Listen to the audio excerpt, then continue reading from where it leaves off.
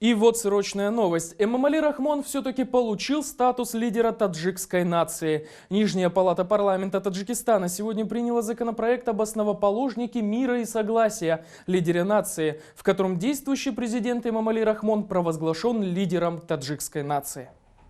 Эмомали Рахмон не нуждается в пропаганде, давно уже доказано, что он является защитником национальных интересов страны, ее народа и богом наделен талантом быть лидером, руководителем.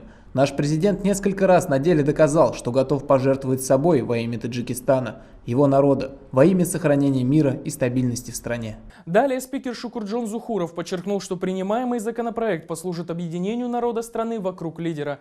Любая нация должна отдать дань уважения своим выдающимся сыновьям при их жизни, заявил он. Зухуров подчеркнул, что принятие аналогичных законопроектов в США, Индии, Турции, Пакистане, Индонезии, Казахстане не ограничили демократию и свободу, а наоборот послужили делу объединения народа в этих странах. Мы знаем, что наши друзья и враги по-разному будут оценивать принимаемый законопроект, но мы убеждены в том, что в Таджикистане он будет воспринят всеми одинаково, как гордость за страну и за ее лидера, сказал спикер.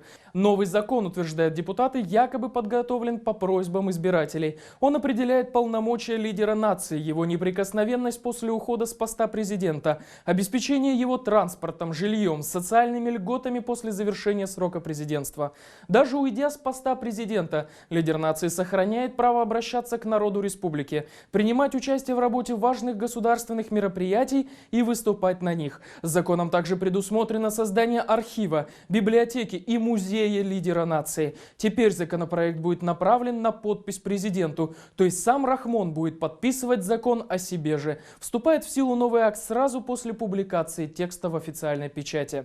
О том, что дальше, какой сценарий теперь ждет Таджикистан в обозримом будущем, мы поговорили с экспертом Мухаммедом Саляхетдином. К сожалению, опять приходится констатировать, и данный факт, произошедший, также подчеркивает об авторитаризме и диктатуре.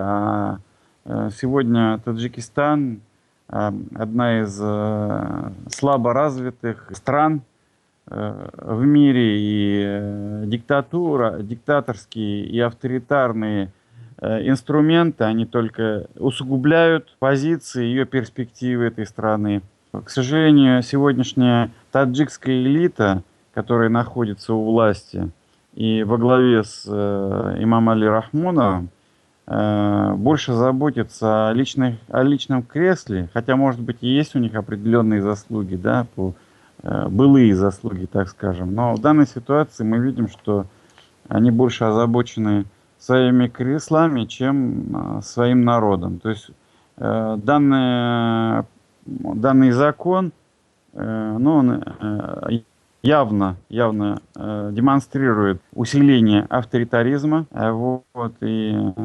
Авторитаризм, как я уже подчеркнул, он ведет только к деградации как политической, так и экономической. 63-летний Эмомали Рахмон находится у власти с ноября 1992 года. На выборах 1994 года он был избран президентом Таджикистана. В 1999, 2006 и 2013 годах он был переизбран главой государства, несмотря на нарушение Конституции Таджикистана. Нынешний срок его полномочий завершается в ноябре 2020 года. Впрочем, уже звучат предложения дать ему пожизненные полномочия.